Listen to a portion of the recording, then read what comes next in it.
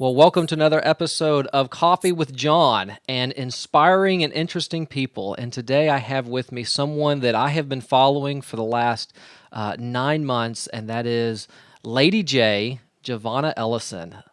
Jevonnah, how are you doing this morning? Hey, John, I am doing fabulous. Thank you so much for having me. Well, you have had a wonderful 2014. You have written a book, UN Award, top five Michael Hyatt, most inspiring people. And I do want to sincerely say I have been watching you for the last 9 months. I know you're very much in the 48 Days community with Dan Miller, and I've been watching you from afar. So thank you for honoring me with the interview because you really have been an inspiration into what I'm doing here. So wow, what a year! Give me a couple of highlights from the year. Wow, John. Well, first of all, thank you again for so much for having me. It's an honor to share this platform and you giving me the space to be here. This year has been absolutely incredible. I define it as having something called momentum. I like Dave Ramsey's momentum theory that he Hmm. calls focused intensity over time multiplied by God equals unstoppable momentum. Yes. And I give all the glory to God because, without him, none of this would have been possible. But a hinge moment really happened for me in December 2013, Hmm. which has really helped to get this train going. One of my very best friends of 13 years passed away. She was only 42, and she had so many dreams and hopes that she wanted to fulfill. And a lot of those she did fulfill, but there is still a lot of potential left inside of her. Hmm. And we were just the best of friends. And when she passed away, and she passed on Christmas Eve, by the way, something shifted in my life where I said, you know what? It's time. Yeah. It's time to stop waiting and it's time to get in the game because really we don't know how much time we have left and we have to do what we're called to do while we can. Yeah. And you weren't sitting on your laurels beforehand. You are a pastor's wife, the first lady of Yes. a fairly large church in, is it Atlanta?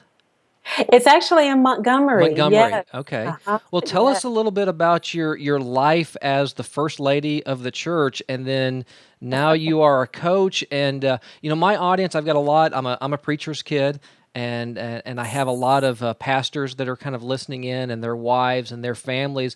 And so I think that this is a very interesting dynamic from the perspective of someone who is in ministry because you haven't like left ministry or anything. I mean, you've found a way to bring it together, and I'd really like to kind of drill into that just a little bit.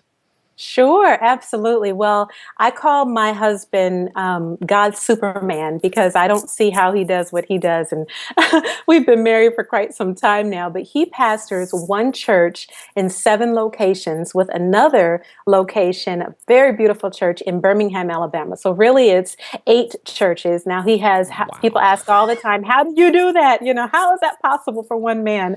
And he has amazing help. We have co-pastors and co-pastors' wives who are able to assist us at the various locations so that all he has to do every Sunday is just walk right in and start teaching and preaching the word of God. And what's so interesting is he preaches, well, last Sunday he preached 6 times and I was with him for every service. Normally every Sunday I'm right there at his side supporting him and cheering him on because really as a minister's wife, as a pastor's wife, that is one of our, that's just something we do. And we don't have to be there for everything, but it's good for the times that we can be there. So he has all of these incredible churches. And really, one of the main goals for me was I knew that I was built for more. Yeah. Being a pastor's wife is amazing. It's incredible. It's beautiful. But there's so much more for those pastors' wives, those ministers, those preachers that are listening. Maybe you're trying to establish a business while you are still in ministry, and you're trying to deal with the challenge of how do I position my services from people who are used to getting things from me for free. And that was definitely a challenge that I had in the very beginning. Hmm. And I'll talk about one of the ways that I overcame that. But yeah, I truly understand that whole dynamic. Yeah. So, What I think is great is, oftentimes we look that ministry is you must be a preacher to be a minister. You must be, one of these professional ministries. And it's very clear that whatever God has called you to do, Yes. that is your divine ministry. And Yeah. when people really grab hold of that, I think that becomes powerful, that becomes enabling, and whatever context that's in, whether Right. it's in traditional ministry, or it's in the workplace, or it's in the educational or the arts or the whatever. If God called you and God gifted you and God appointed you, that is your divine appointment. So as ministers, we give a lot of things because we're ministers and we're serving, and the model is there for us to do it. But it is a little bit hard when Yeah. we transition to a business model and a Yeah. coaching. And again, you haven't given up your first lady responsibilities. So tell Yeah. us how you've been able to, one, add without going crazy, and and then kind of walk us through that transition a little bit. Yeah, well, let me just start kind of in the beginning from what you talked about. And I'm so glad you said this, John, because so many people glamorize people that are up front and people that have positions of power or positions of authority, even especially in ministry, where, what you said earlier, God can use you. If you are a janitor, be the best janitor that you know how to be. If you are a banker, be the best banker. God can use you in those situations. So one position should not be more glorified than another. And so I just wanted to add that in. And also, one of the things that really helped me get started was building a team. I was just listening to a podcast by Shalene Johnson and Chris Ducker before we got on the call today, and they were talking about the power of virtual assistants. I am building a Team Lady J, where it's a team of women who really understand the business model, who really understand what I'm trying to do, because I've been in the business long enough to know what I don't like to do and what I would rather say, here, you can do this. Of course, I'll get my hands wet in it. I'll figure out how it needs to be done. But then if that's not my area of strength, I have to be confident enough to pass it on to someone else and say, okay, I want you to design this part of the event, or you to do this website, or in your case, you're excellent with podcasting. And we already talked about before the call, hey, I'm reaching out to you for help with podcasting. So, Yes. it's really about inviting other people in who really understand and get what you're doing, so that you're not out there by yourself. And trust me, I know what it's like to be out there by yourself, because when I did my first event, I was doing everything from negotiating contracts with the hotel to putting all of the worksheets and binders together, from registration. I mean, I did it all. I was bootstrapping at the most intense level. But as I did that more, I was able to see, okay, this is what I want to focus on. My strength is teaching, is coaching, is maximizing others, as you say. And so focusing on that. And I'll talk in a minute about how I really set up my event so that people understood in the very beginning that this was a business and not something that they could come to just for free. Right. And Yeah. that the principle of teamwork, I mean, that implies in business and ministry, because I think the most effective ministers, and I think that my dad and now my brother-in-law are very good at this, of building that team and releasing that team. And it's one of those things. If you have a true principle, it should Yeah. apply in every area of life, right? So team building, focusing on your strengths, knowing what you can do and what you can't do. I mean, there was a reason why, Yes. Moses was told, look, this whole governing these million people is going to wear you out. You've got to go get people to Yeah. help you with this. Right. Wisdom in that.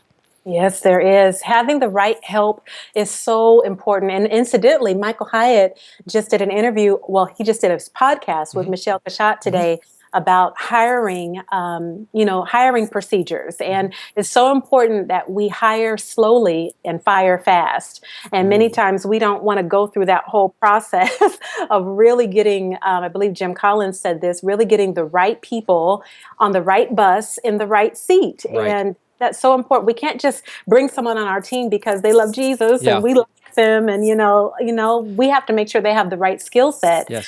and really align with our business goals. You know, I mean, two things. I was talking to a client, and this client was telling me that a wrong hire can easily cost them $15,000. Without even question, the wrong hire can cost them $15,000. And I think that there is, Yeah. this is probably a topic for another day, so we'll table it. But I do think that in ministry, sometimes we do sort of accept the volunteer, and maybe they're not the right person for it. Yeah. But Yes, anyway, we will table that conversation that's for another another day. podcast. That's right. How to bring forward a team in a ministry context? How to bring a team of volunteers? Boy, if someone would write a book on how to put together a team of volunteers, that'd be a bestseller. Well, there you go. There's your next book.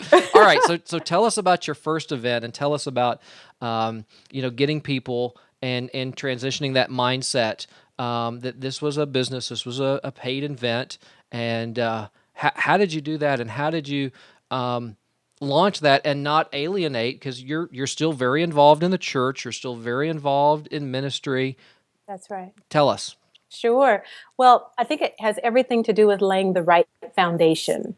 And a lot of people say, they see this, they say, oh, you're the overnight success. But what they didn't know was for 5 years behind the scenes, I gave value to my audience. Every Thursday, I taught a Bible study called Wise Women Build. And there would be anywhere from 50 to 75 women that would come out on their lunch breaks to these Bible studies. And finally, in the 6th year, right after Colette died, who I talked about earlier, I told them, God has given me this business idea. It's been in my heart for a long time, and I'm launching something called VIP Day. I set it up. Everything is about how you position and frame your offer. So that's very important. That's another book that you can write. But framing your offer correctly is so important. So what I did is I set it up and I said, is this you? Are you stuck? Do you feel like you're not getting the momentum that you really want to see? Do you know there's more for you? Are you tired of just getting inspiration after inspiration and never moving to action? Well, if that's you, here's what you'll learn at VIP Day. And I outlined it very clearly. And I made that offer at the ladies' Bible study. And as I made it, I said, please understand that this has nothing to do with the church. Absolutely nothing. Yeah, this is a business. And because it is a business, it's a ticketed event.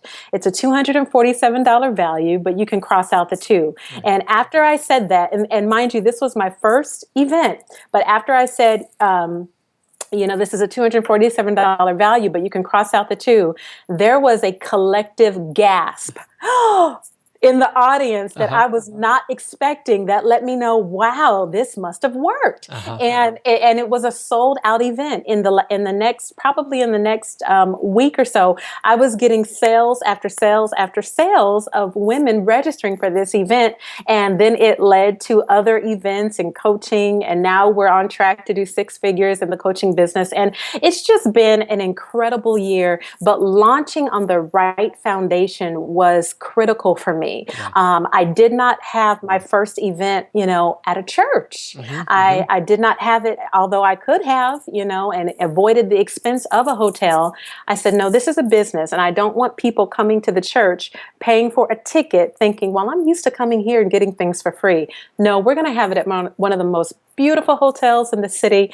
We're calling it VIP Day, so we're going to treat you VIP. We're going to have a spa day for you. And I just did a whole bunch of different purple cow, like Seth says, kind of things to make them really say, wow, I want to come back. And since we've been doing them, they've been one of our signature events, and I just see them growing and getting bigger in 2015. Yeah. How many of these VIPs days do you do a year? Is it once a quarter, or is it more often than that? Sure. Well, Dan Miller, who is an incredible coach, helped me with this because, again, I had to make sure I had enough time to continue to serve the church in all of my different roles. And I'll talk about that in a minute. But I do VIP days only 6 times a year. And then I do deep dive VIP day, which is the Cadillac version of VIP day. I do that 3 times a year. Okay, very good. And do you also do one-on-one coaching as well? I do. I do. One-on-one coaching is becoming more of a premium product for me in 2015, Hmm. only because as the business is growing, I have to leverage my time and revenue more. So we're focusing more on group coaching and more on online courses Yeah. in 2015. And for those that do want to coach one-on-one with me, it would be a very elite signature Right. program. Right. And I think that there's a lot that group dynamics in and of itself actually provides a lot of value, Yeah. because they start to, I know even the coaching that I'm going through with Dan and the other people that are in the coaching mastery. I mean, there's a dynamics that's in that as we're all Mhm. kind of going through this process at the same time. Yes. Well, Yes. tell me a little bit how you are still doing things at the church. How have you kind of made sure to make this an addition and not Yeah. a subtraction of your calling and your purpose? Exactly. I had to give up some things, and so that I could keep the things that were essential. Hmm. I think I've read Greg McEwen's book Essentialism 2 or 3 times, and it's all highlighted and dog-eared. But what I do for the women of our church, I still have my Thursday Bible studies. I am not giving that up. That is where they can come get motivation, inspiration every Thursday during their lunch break. I still have that. I also do something for the women of the church called Matters of the Heart, which they absolutely love. Right. It's a dialogue where us girls just get together, we kick back, we talk about relationships, shopping, finances, marriage, singlehood. We talk about whatever they want to talk about. I am there for 2 hours, the last Friday of every month, to say, hey, come on. And that's also usually a packed out event that they come to. Right. Then one of the things that I did have to give up as the business was growing, I was the director of our learning center of the Hmm. school at our church. Hmm. And I knew that I could not possibly juggle all of these balls. So I trained people to do what I was doing so that I could leave the premises and the business could, or the school could still run. And then finally, I just said, you know what, I'm just going to pass it on to you 100%. The school is operating beautifully. And now I have a chance to do work that I absolutely love. Wow. Well, you are clearly impacting a lot of people. You're clearly impacting more people than you were in 2013, I suspect. Yeah. And thank you so much for sharing your story and sharing your journey. It really is an inspiring story. So I look forward to watching you even more, and frankly, I look forward to joining you in some of the levels of success that you've had. Absolutely. Thank you so much for having me, John. Thank you. Well, guys, we appreciate you listening to Coffee with John and hope that you have found these interviews and stories interesting and inspiring. Have a great day.